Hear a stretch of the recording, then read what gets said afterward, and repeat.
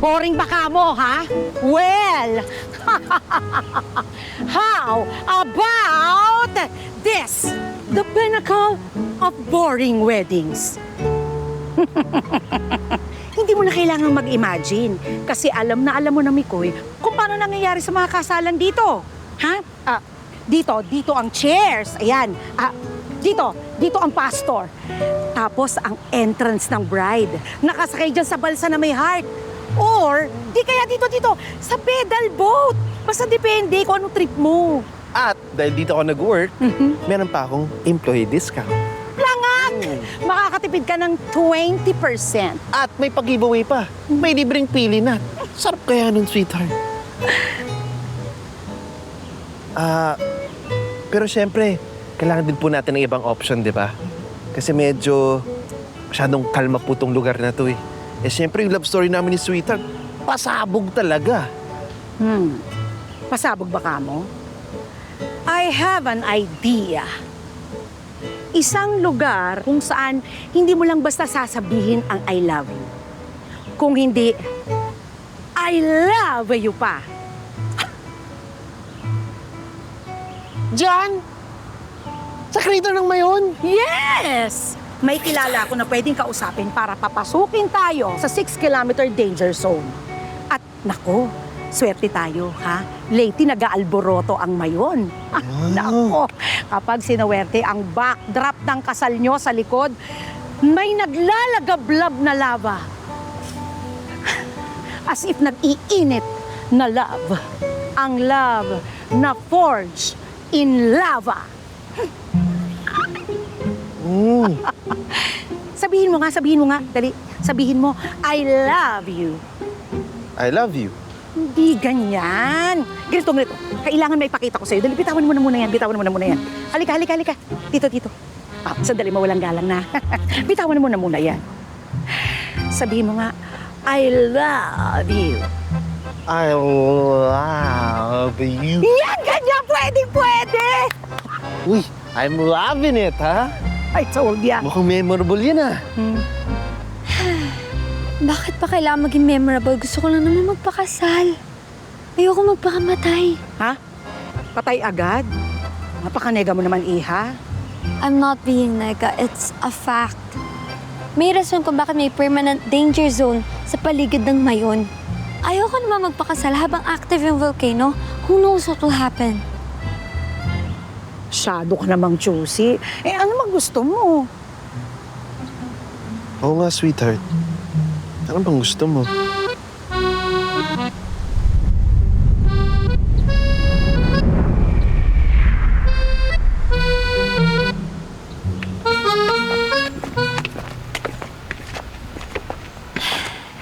This is the Parroquia de Nuestra Señora de la Porteria.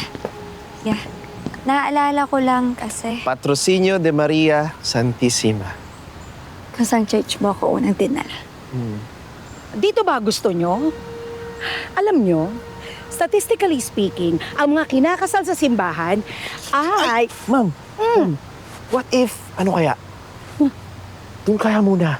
Doon? Sinasabi mong permanent danger zone. Oo. Kaya mo muna kami mapag-usap mag-asawa. Oh, sige. Okay? Oo, sa lava. Mwah! Yes, I love you. O siya, sige na nga. Apo. Hintay ko kayo sa van. Apo, ma'am. Init.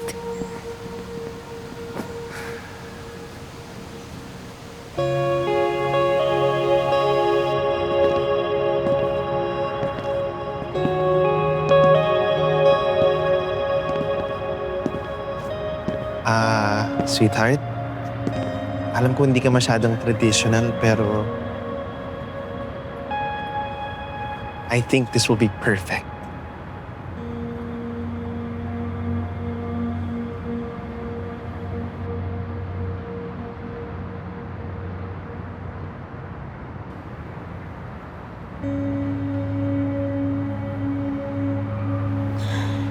Bakit?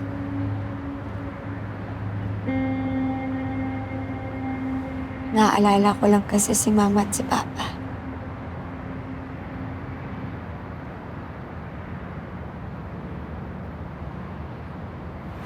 They're far from perfect.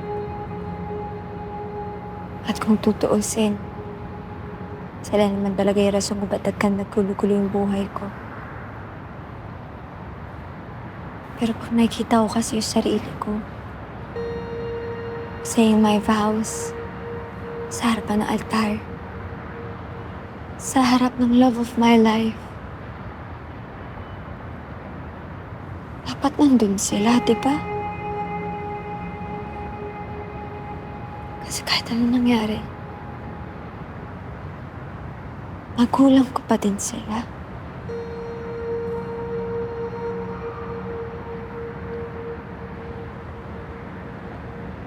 Sweetheart, baka may chance pa naman na makatin sila.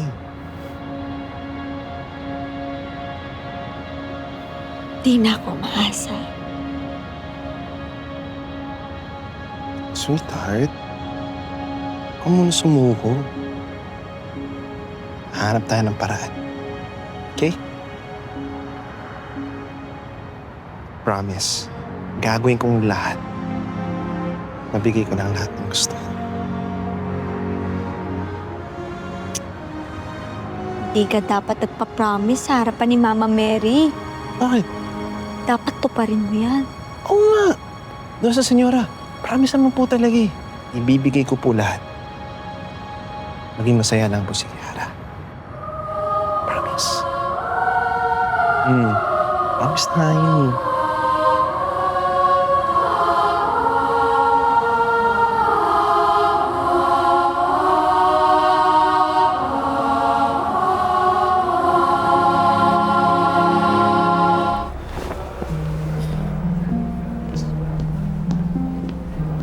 Agent Shano, I need to talk to you. Yes, Agent Alex, we've been waiting for you. Carlota, you can start the meeting. Ha? Ano nangyayari? Alam na namin kung anong problema mo. Okay? Alam na rin namin kung ano yung gusto mong kasagutan dyan sa problema mo. Kaya nandito kami. Nagbe-brainstorm kami para sa problema mo to try to find the answer.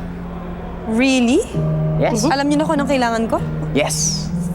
So, just sit, relax, and listen. Okay? Agent Carlota, you can start. Thank you so much, Agent Shano. Ngayon, nagtipon-tipon tayo dito today to solve a very pressing issue. At yun ay, kung papayag ba o hindi si Agent Alex maging maid of honor sa kasal ni Mikoy at Kiara. Tama. Pero alam mo, hindi... Huwag ka na magsalita. Let us do the thinking. Yep. Actually, nakausap ko si Mikoy kanina.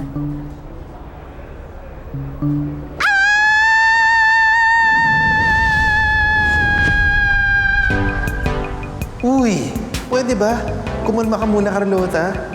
Mikoy, I can't believe ikakasal ka na.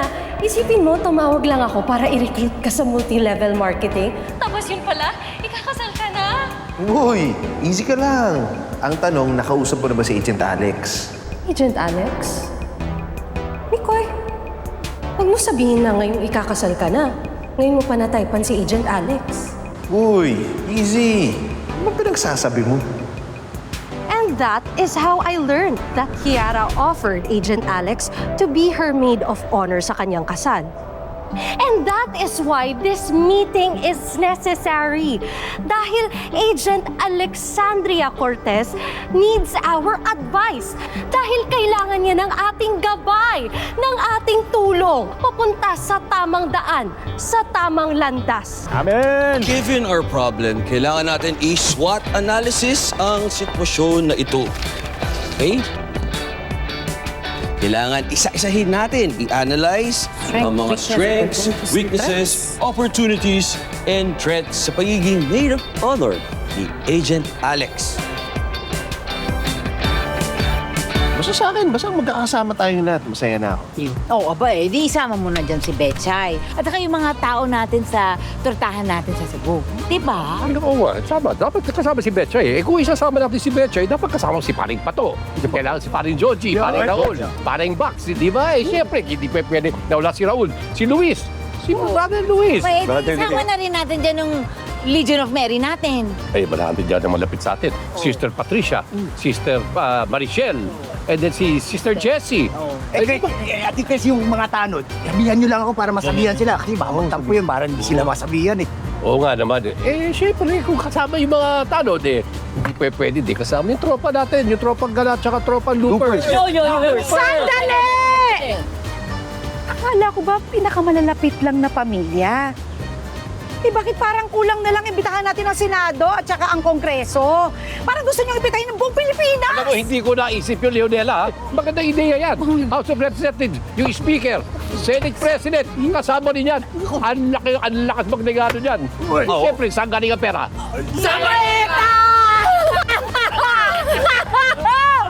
Oo, pwede natin ipadaan kay Senator Quintin yan. Eh, paano yung mga gago? Tama na! Itigil na ang kasalang ito!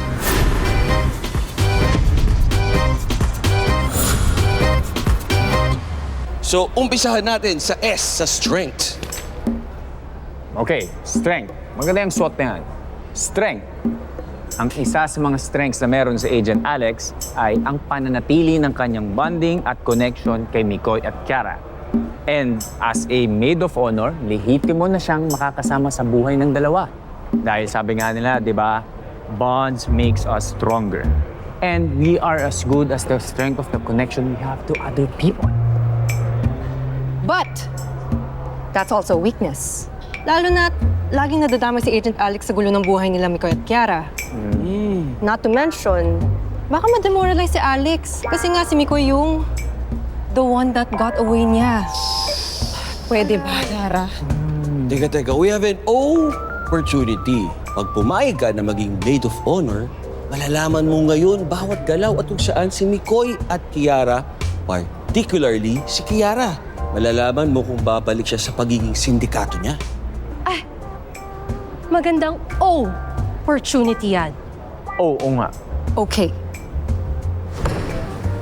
Pero, may threat. Anong threat? Baka matempt ni Agent Alex si Mikoy sa kagandahan at kaseksihan niya at masira niya yung engranding kasal. Threat. Alam niyo kung anong kulang sa inyo? Ano? E. E. Enough. This is enough. One thing na hindi ko kayang itolerate ay ang mga kalokohan niyo dito sa opisina. At kung ako pa ang subject, ibang usapan na yan. Kausapin niyo na lang ako pag seryoso na kayo magtrabaho ulit.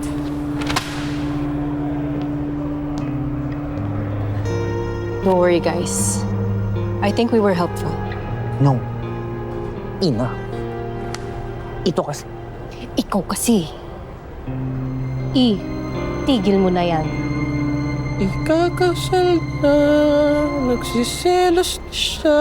Eh, bakit naman po? Diyan pa lang sa guest list. Wala na kayong disiplina. Hindi tayo magkasundo-sundo. Ganito. Napanood niyo ba yung pelikulang Top Gun? Oh, sakto. Imbitahan natin si Senator Quintin. Bakit? Top Gun. Hindi yun. Top Gun yung pelikula. Ang sabi kasi doon, it's not about the plane. It's about the pilot. Ano mo nalalaman nun? Well, this is not about the guests. This is all about the couple. Tama nga naman si Leonela. Ang OA ninyo mag-imbita naman kasi ng bisita. Sa inyo pa si Taylor Swift. Ay, wow! Taylor Swift. Nanay Tess, updated ah. Aba, siyempre, no, I have become a social media savvy user. Pero tama ka rin kasi siguro naman dapat ay ang imbitahin lang natin, yung talagang sabihin natin may connection kay Kiara kay Mikoy. At hindi lang yung mga barkada natin sa Zumba. Ay, naku, teka nga, Kiara, baka naman may gusto kang imbitahan.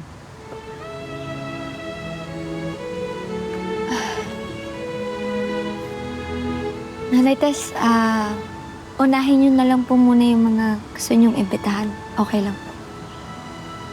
Okay. So we're done. Moving on. Next naman natin pag-uusapan tungkol sa catering. Kaya. Ako dapat merong menudo yan. Uy, teka muna. Bakit catering? Dapat ako magluto. Uy, masarap yung lumpiang Shanghai mo dun. Hindi yung wedding ko walang tortang talong.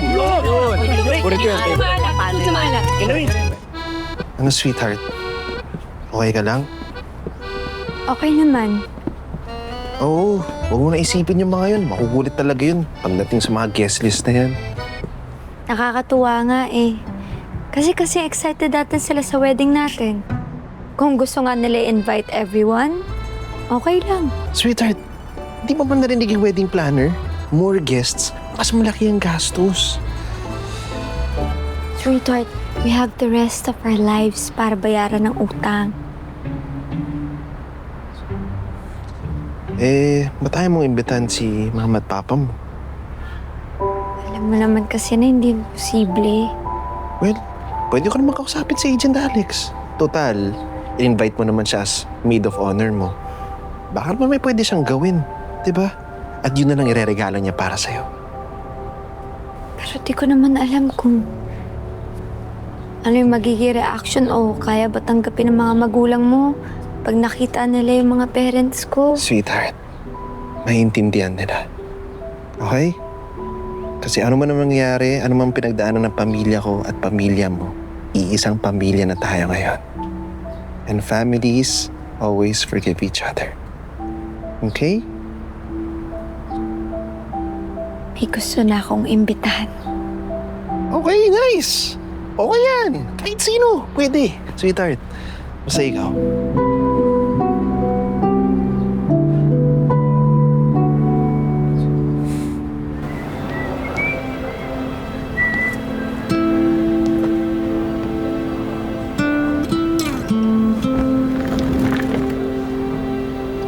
Bok, aminin mo that's a very insightful meeting and a very useful one. Yes. Alam ko namang habi niyong pagtripan ako ang dynamics ko kay Mikoy and Kiara. Wait. Nabad trip ka pa talaga sa amin?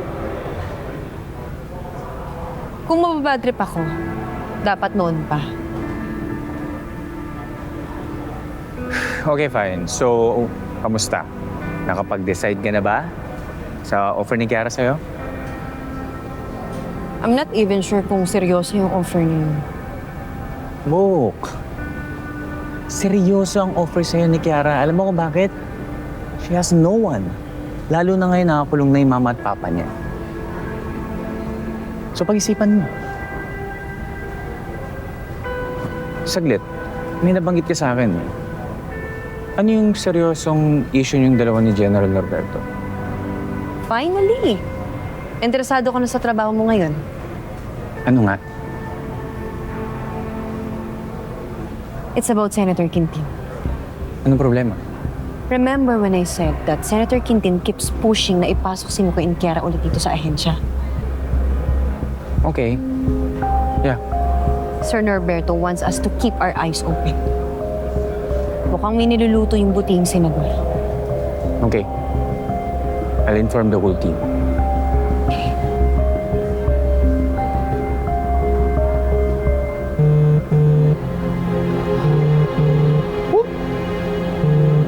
Looks like Mikoy wants you to make your own decision kung magiging maid of honor ka ng kanyang soon-to-be wife.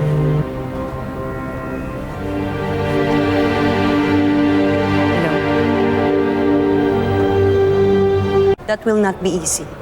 Nasa high facility si Donabel at Victor. Hindi ko naman sinasabing itakas mo sila. Ang sinasabi ko lang, baka naman pwede tayong makahinong pabor sa judge na maka-attend man lang sila sa kasalang anak nila. Di ba? They are facing serious charges. And multiple state wants them extradited. Hindi ganun kadali yung nire-request mo, Mikoy. Tama naman, hindi madali. Pero hindi rin imposible, di ba? Okay. Titignan ko kung ano magagawa ko. Meron ka ba bang kailangan? Gusto mo ba ipag-grocery kita? Baka gusto mo ipag-car wash kita. Oo ba? Joke lang. Ito naman, wala naman akong kotse tsaka pang grocery.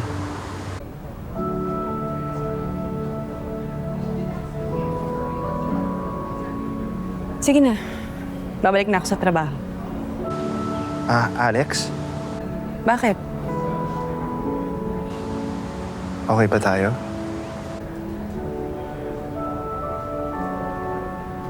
Tungkol ba to sa sinabi ko sa'yo, Mikoy?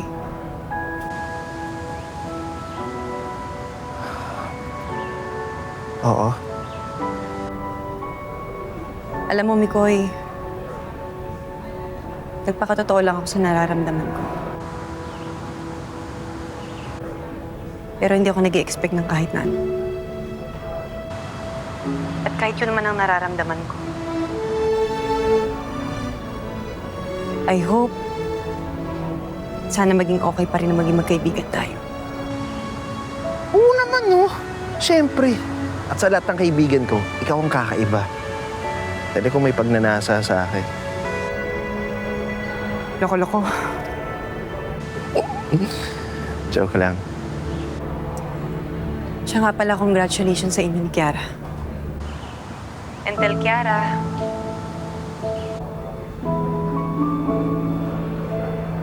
I will be honored to be her maid of honor. Salamat, Alex. You're the best agent ever.